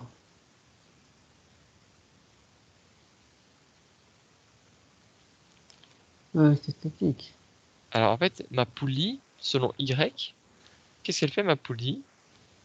Elle va être dynamique en rotation, ça veut dire elle va tourner, mais elle va pas bouger, elle va pas commencer à descendre, elle va pas tomber sur mon cascadeur. Et donc selon Y, elle est statique, en fait, elle ne bouge pas. Si je fais des photos à plusieurs moments, et là, mon cascadeur est ici, et plus tard, ma poulie, elle est au même endroit, mon cascadeur est plus bas. Donc on voit que mon cascadeur, il accélère, il est dynamique, mais ma poulie, elle est au même endroit. Elle est au même endroit. D'accord? Ah oui, oui. Donc là, voilà, c'est pour ça qu'on a d'abord vu la statique, hein. Ici, on va commencer à regarder des systèmes où il y a un peu des mélanges. Typiquement, mon cascadeur, lui, c'est clair, il est en dynamique. Même ma poulie, selon Y, elle est en statique. Par contre, il y a d'autres sens, d'autres choses qui peuvent se passer. Et donc, on peut regarder aussi ce qui est moment de force pour ma poulie. Et donc, c'est souvent, j'avais écrit selon le sens que j'ai défini positif de rotation. Et on a toujours ça par rapport à un point. Donc ici, je vais faire par rapport à l'axe de la poulie. C'est quoi la somme des moments de force ici? Donc ici, j'ai... T, non? Puisque N et P1, il n'y a pas de bras de levier. Excuse-moi, j'étais un peu distrait. Répète. Juste répéter ce que tu as dit. Je pense que c'est juste... J'ai dit que c'est juste, il y a que T en fait. Et T, C'est ça. attendez, ouais, il est négatif. Il est négatif. Et donc, ça va donner quoi? Moins T, c'est tout. Alors n'oubliez pas qu'il y a le bras de levier, donc ça va être moins R fois T. D'accord? J'ai ma poulie là, j'ai la tension ici, et donc mon bras de levier il est là. Ah ouais, C'est le le bras de rayon. levier, ouais. Et ça c'est égal à quoi? Égal à 0, non? Alors égal à 0, ça voudrait dire justement que ça ne tourne pas. Mais ici ça tourne. Ici on est en dynamique.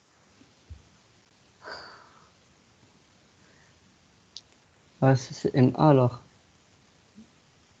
Grand M fois A. Alors ça va être égal à l'inertie fois l'accélération angulaire. C'est cette formule-là. La somme, oui, je viens de l'écrire. La somme des moments, c'est égal à l'inertie fois l'accélération angulaire. C'est la même Ouais. chose que F égale ma, sauf que pour une poulie, c'est une accélération angulaire, et au lieu d'être une masse, c'est une inertie. Mais ça, c'est pour la dynamique, c'est ça? Oui, c'est ça. Si c'était pas la dynamique, on aurait ici 0. Ok. Alors, ici, alpha, c'est un vecteur aussi. Et donc, on s'attend à ce que ma poulie, elle tourne dans quel sens? Trigonométrique ou horlogique? Trigonométrique, non? À ton avis? Mon bonhomme, il descend. Ma poulie, elle va se Ah, dérouler comme ça. horlogique. C'est logique En aussi. logique, en logique. Ouais, c'est ça. Donc, je pourrais le noter ici. Alors, vous voyez que pour pas me tromper avec mes forces et mes vecteurs accélération, j'ai changé de couleur. Et donc, ici, alpha, il va dans le sens plus ou dans le sens moins? Moi. Voilà.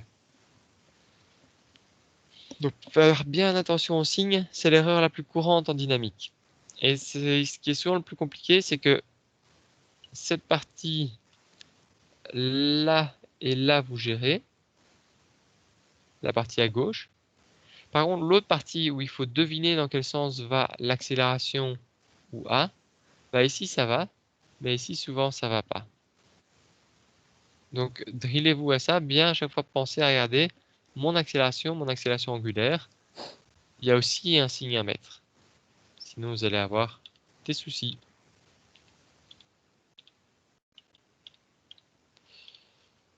Ok. Alors ici dans l'énoncé, on vous rappelle que l'inertie d'une poulie, c'est mr carré sur 2. Alors, on avait vu que l'inertie, c'était la somme des i MIR carré. Donc on retrouve la masse pour le rayon carré. Et le 1,5 il vient d'où? Bah, il vient de la forme particulière. Si jamais vous faisiez la somme de tous les points dans un cercle plein, quelque chose comme ça, pour calculer l'inertie de tous, bah, vous tomberiez sur ce facteur 1,5. En fait, pour le faire proprement, il faut faire des intégrales. On va pas faire ici comme vous n'avez pas encore vu ça à l'ISAT. Et donc, je pourrais remplacer dans ma formule. Alors, premièrement, je vais enlever les moins. Vous voyez, je l'ai moins RT égale moins I alpha, je peux enlever les moins. Donc ça fait R fois T égale, et alors I, il est ici, c'est MR carré sur 2 fois alpha. Ça, c'est comme à l'examen. On vous donnera l'inertie. On aurait pu aussi donner une valeur. Dire que l'inertie, c'est 50 kg mètre carré, par exemple.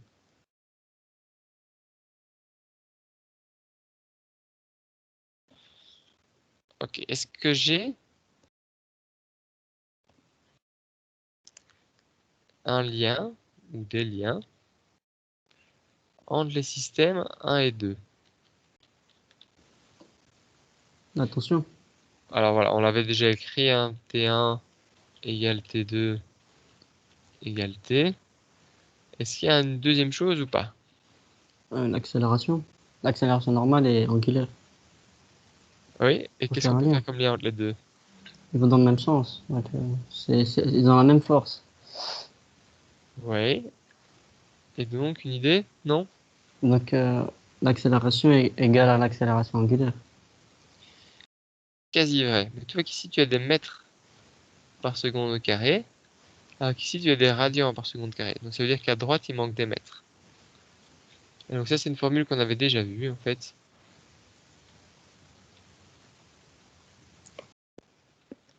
Ça, c'est ce qu'on appelle la condition de non-glissement. Alors, encore une fois, c'est un nom que je donne que vous ne devez pas connaître, mais pour que vous compreniez ce qui se passe.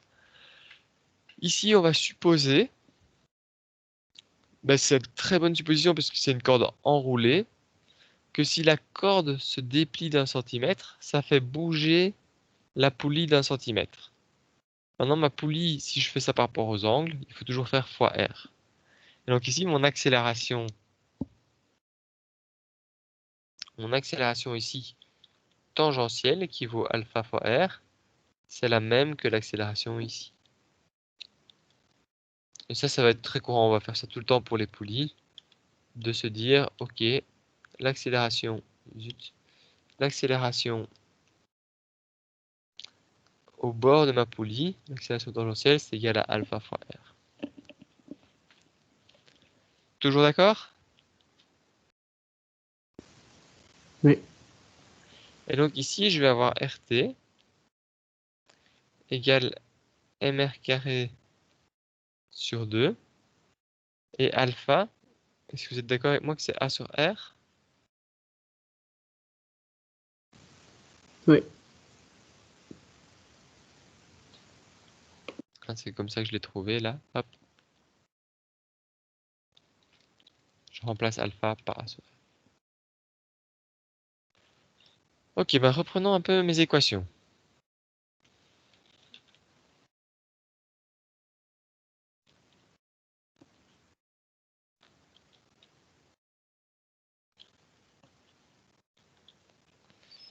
J'avais trouvé n moins P1 moins T égale 0. C'est celle-là. J'avais trouvé T moins P2 égale MA. Celle-là. Égale moins MA. Ouais, c'est ce que tu allais dire? Ouais, c'est ce que j'allais dire. Ok, super. Et puis, il reste la dernière. RT égale mr carré sur 2 fois A sur R. Alors celle-ci, je ne sais pas si vous voyez, on peut déjà un peu la simplifier. Je peux enlever le R là et le carré là. Donc j'ai RT égale MR sur 2 fois A. Et j'ai des R de chaque côté. Je peux donc les enlever aussi. Et je trouve tout de suite une formule pour la tension en fonction de l'accélération. La tension, c'est la masse de la poulie divisée par 2 fois A. J'ai juste simplifié les R partout en fait.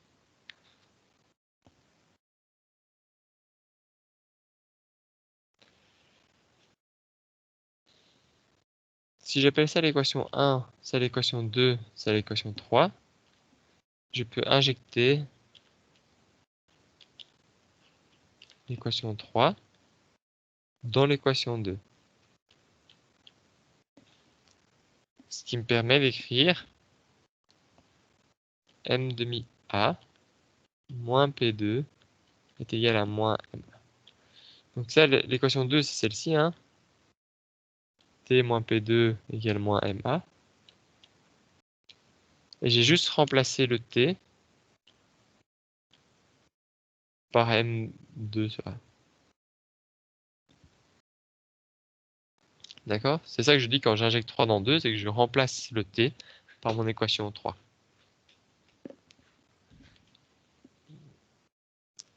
Et donc maintenant, je peux isoler A. Je vais mettre mon A à gauche. Ça fait M demi A plus MA égale P2. Je peux mettre A en évidence. Ça fait M demi plus M. Et je peux donc trouver que A, c'est égal à P2 sur M sur 2 plus M. Si je remplace par les valeurs, alors P2 est c'est système 2, c'est le cascadeur. Et on vous dit que le cascadeur, il fait 70 kg.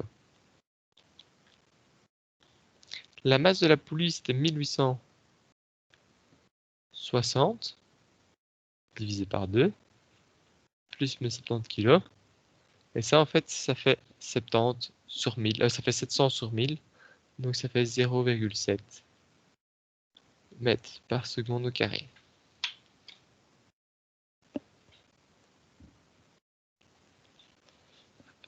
Est-ce que c'est clair ça? Ou pas trop? Ou est-ce qu'il y a encore des questions? Et ça, c'est la question A. Que vaut l'accélération de l'enventurier? Ben, son accélération, c'est 0,7 mètres par seconde au carré.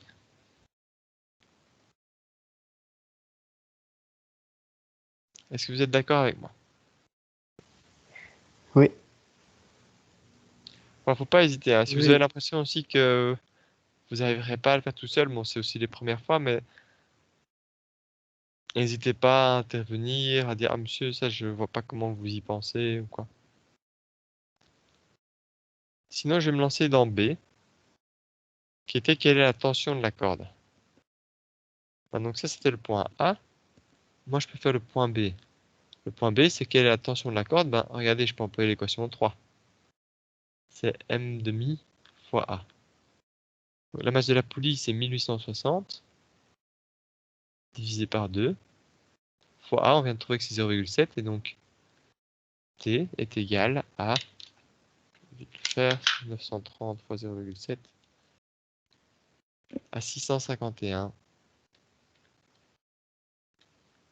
newtons. Ça, c'est le point B. Et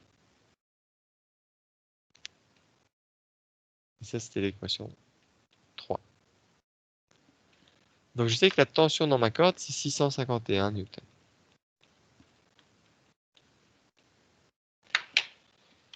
Si on regarde un peu ce qu'on avait ici, ça semble assez logique. Le poids de mon cascadeur, il est de 700 newtons. Ma corde de 651 newtons. Et donc, je vois ici que le poids l'emporte et donc je vais bien être tiré vers le bas. Ça, c'est toujours une petite vérification que vous pouvez faire. Si jamais la tension était plus grande que le poids ici de mon bonhomme, c'est que j'ai fait une erreur quelque part.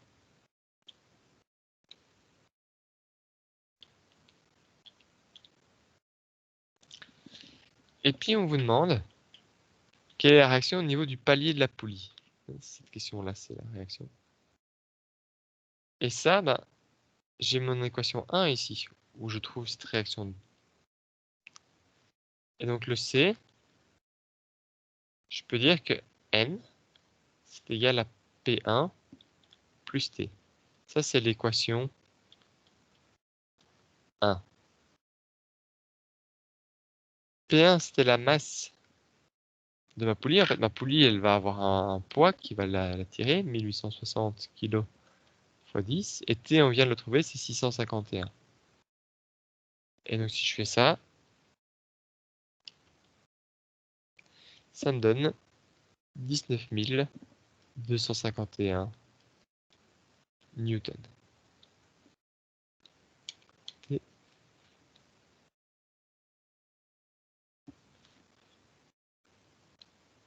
Et donc là, j'ai trouvé N qui vaut 19 251 newtons.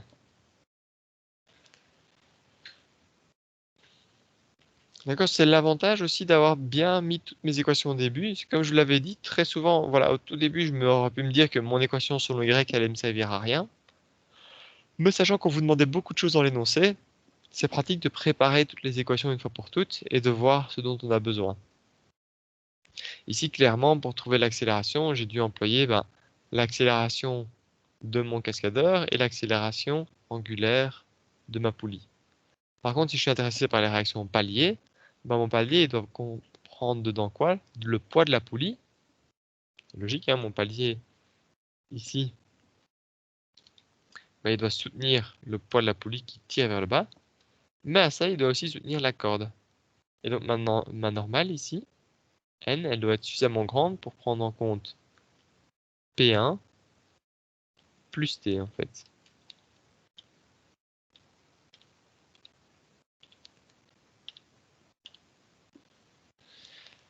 Est-ce qu'il y a des questions sur cette partie-là ou pas?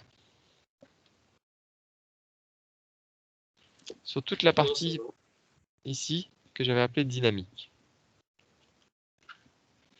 Alors vous voyez qu'ici, voilà, j'ai une grosse poulie. À aucun moment je pourrais dire qu'elle est négligeable pour l'instant. Ok. Alors, j'ai trouvé que A égale 0,7 mètres par seconde au carré. Et je sais, c'est ce qui est écrit ici, que le temps de chute est de 6 secondes. Et on vous demande, maintenant c'est de la cinématique, c'est quoi la profondeur du puits?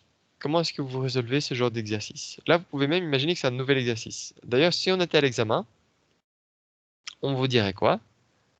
On vous dirait résolver l'exercice et puis faites le D et le E avec les valeurs trouvées d'accélération, 0,7 mètres par seconde carré. Mais comme on n'aime pas les questions à tiroir, question à tiroir, ça veut dire que si vous avez raté la A, la B va être fausse, la C va être fausse, etc. Alors souvent aux examens, on met des petites notes.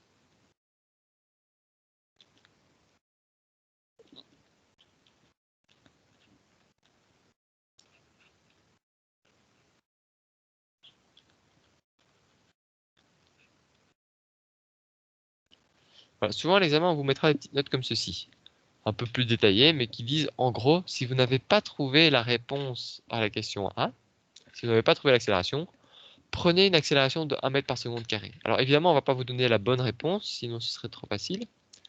Mais on va corriger, si vous employez cette valeur-ci, exactement comme si vous aviez pris la bonne valeur.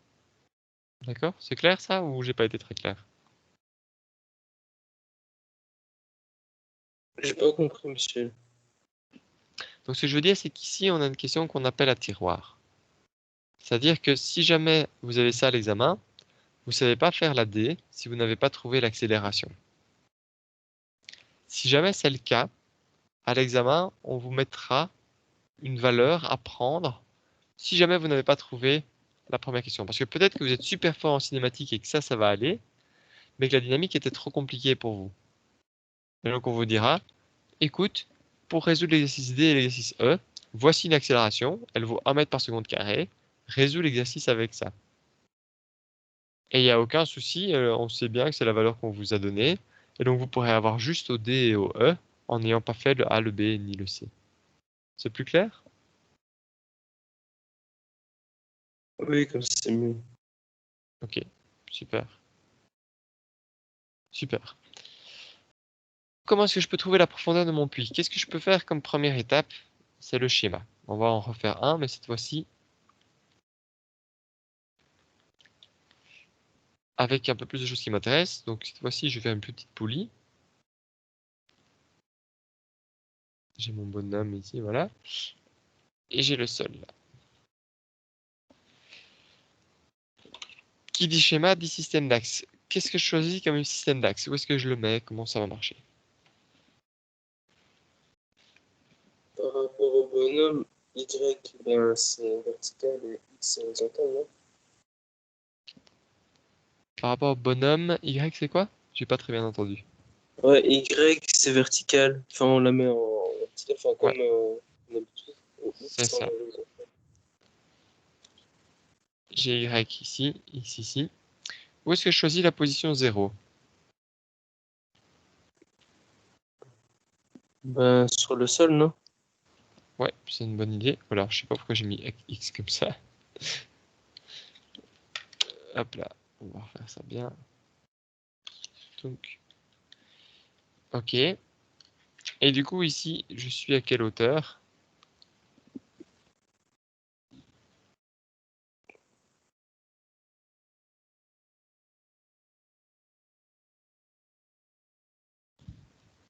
Alors, dans l'énoncé, on ne vous dit pas ce que c'est. Donc, ça va être mon inconnu. C'est un peu la hauteur du puits, la profondeur du puits. Je vais appeler ça H. Après avoir fait ça, on part sur les équations du mouvement.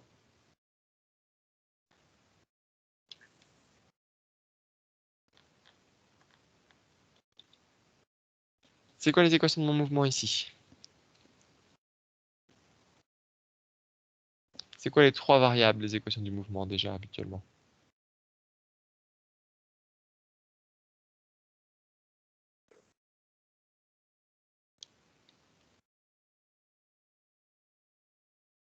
Qu'est-ce qui est intéressant à connaître quand vous bougez?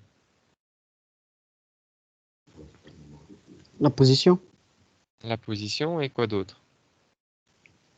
la vitesse Ouais, et quoi d'autre? et comment ça s'appelle? La hauteur. L'accélération. L'accélération. L'accélération. Donc, équation du mouvement, c'est toujours la même chose.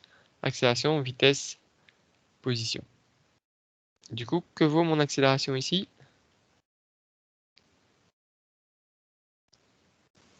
Euh, 0,7 mètres par seconde au carré, non?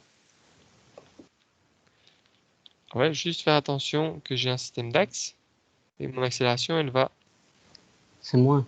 vers le bas. Donc, c'est moins.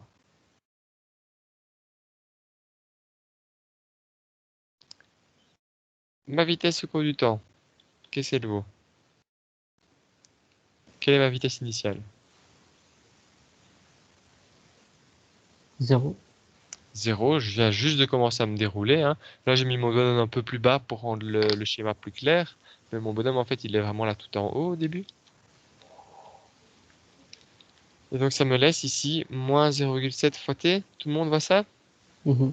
Ça vient de V0 plus AT, où V0 vaut 0, et A, c'est moins 0,7.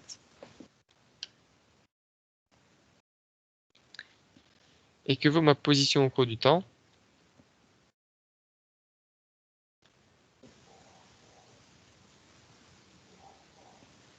H euh, plus la vitesse initiale fois le temps,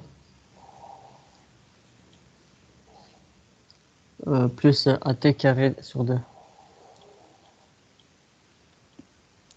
Alors, vous voyez que ça, c'est l'utilité de faire des graphiques. Je dois pas définir vraiment ce que c'est H. On voit bien sur le graphique c'est quoi H. Et c'est quoi la vitesse initiale là? 0, 0. Et c'est quoi l'accélération? moins 0,7. Ok. Et ce que je connais ici, c'est le temps de chute. Et donc, grâce à ça, je peux trouver H. En faisant quoi?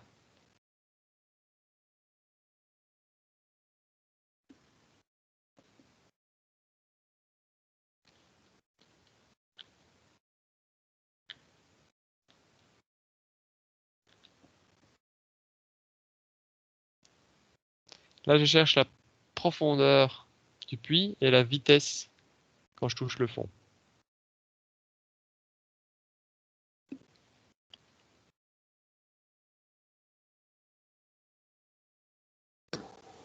Déjà, on peut avoir la vitesse. On fait moins 0,7 fois 6.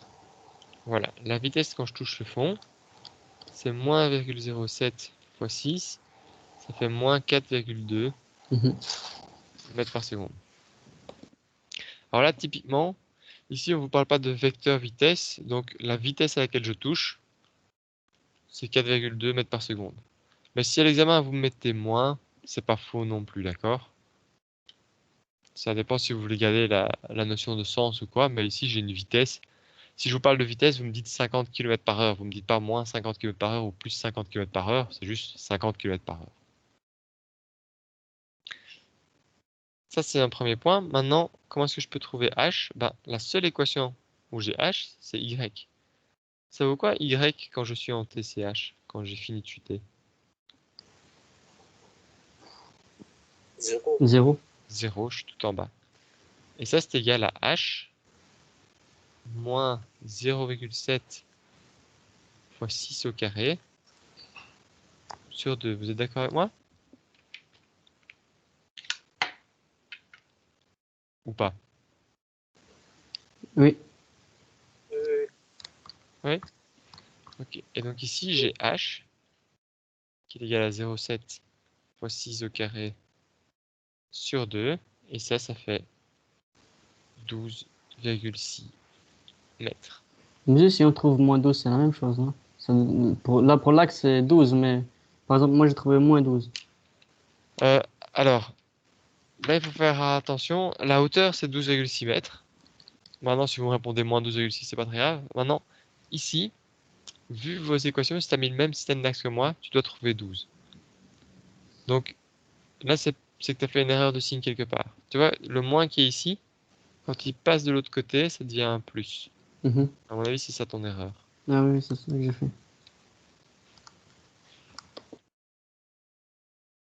Monsieur, Maintenant, attends 2 secondes. Tu vois, si tu me résous tout bien ça comme ça et que je vois juste que ton moins, tu l'as oublié là, tu perdras peut-être un demi-point pour inattention ou quoi. Parce que je vois bien, et peut-être même 0 parce que tout est bon, je me dis, oh, c'est juste une bête erreur à la fin. D'où l'avantage de mettre des détails. Ça va, Oui. ok. Il y avait une question en plus. ouais, ça veut dire que la position, enfin, Y par rapport au temps, c'est égal à Y par rapport au temps de chute. Quelle est la position? Non, donc, quand tu écris ceci, ça veut dire que tu peux choisir un temps, t, qui vaut 1 seconde, 5 secondes, 6 secondes, etc. Et tu trouves une position. Mhm. Mais tu sais que quand tu es à 6 secondes, tu es tout en bas. Et donc ta position vaut 0. Et donc c'est ce qu'on disait. La position quand tu es à 6 secondes, c'est égal à 0. Mais c'est aussi égal à la formule h moins 0,7 6 au carré sur 2. D'accord ou pas d'accord? Ah, Et voilà. Et après, tu résous ça. ok, d'accord.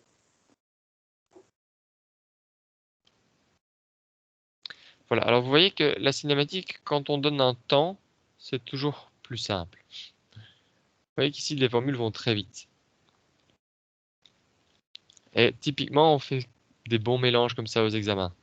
Si vous avez la dynamique, c'est plus long, bah alors on fait une cinématique un peu plus courte. Ou parfois, on fait des cinématiques plus longues, mais de la dynamique un peu plus courte. Et ça varie en fonction de nos envies du moment. Voilà, ça c'est fini pour cet exercice-là et je m'arrête ici pour aujourd'hui. Donc je vais mettre ceci sur, sur Moodle quand j'ai le temps, mais aujourd'hui. Je vais arrêter l'enregistrement.